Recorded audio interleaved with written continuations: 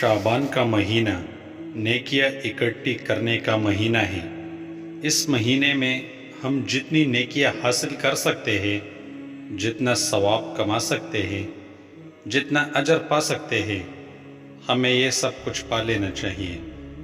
शाबान एक ऐसा महीना है जिसमें बंदों के आमाल अल्लाह ताला की तरफ उठाए जाते हैं, तो इसलिए ये महीना अहम और बहुत ही ख़ास है। और इस महीने की दूसरी ख़ास बात यह है कि इसके बाद रमज़ान का महीना आता है, वो महीना जिसका हम 11 महीने इंतज़ार करते हैं। रमज़ान की बरकतें उसी आदमी को मिलती है जो शाबान का महीना सही तरह गुजारे। अगर शाबान के महीने में नेकियां हासिल कर ली, सवाब कमा लिया, तो रमज़ान का महीना भी अच्छे गुजारेगा। नेकियों के साथ, बहारों के साथ, रहमतों के साथ गुजारेगा। तो रमज़ान के महीने से पहले शाबान का महीना है। इस महीने में हमने 3 अहम काम करने हैं। पहला काम ये कि शाबान के महीने में हमें एक ऐसी दुआ पढ़नी है जिस दुआ में बरकतें ही बरकतें, रहमतें ही रहमतें। रोज़ाना इस दुआ को एक बार ज़रूर पढ़ना है।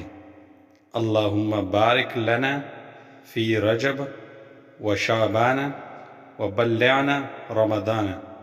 इसका मतलब ये है कि ए अल्लाह, हमारे लिए रजब और शाबान में बरकतें अता फरमा और हमें रमज़ान तक पहुँचा दे।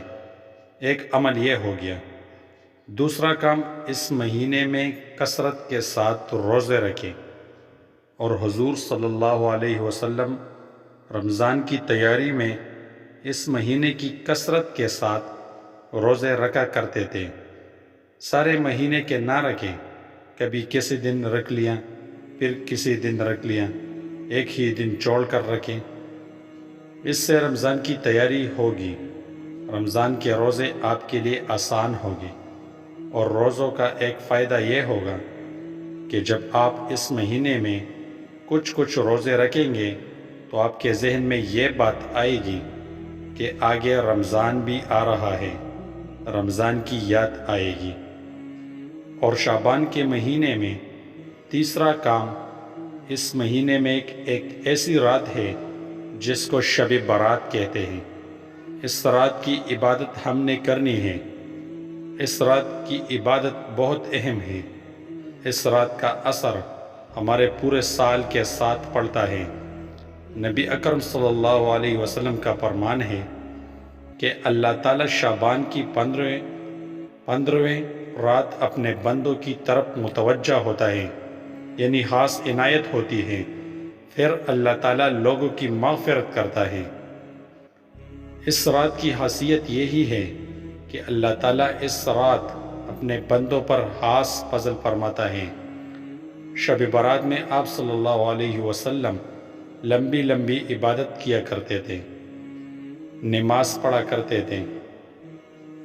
अगर इस रात हम कुछ देर अल्लाह की इबादत कर लेंगे, उसकी याद में अपना थोड़ा सा वक्त लगा देंगे, तो ये हमारे लिए बहुत बड़ा फ़ायदे का सौदा है।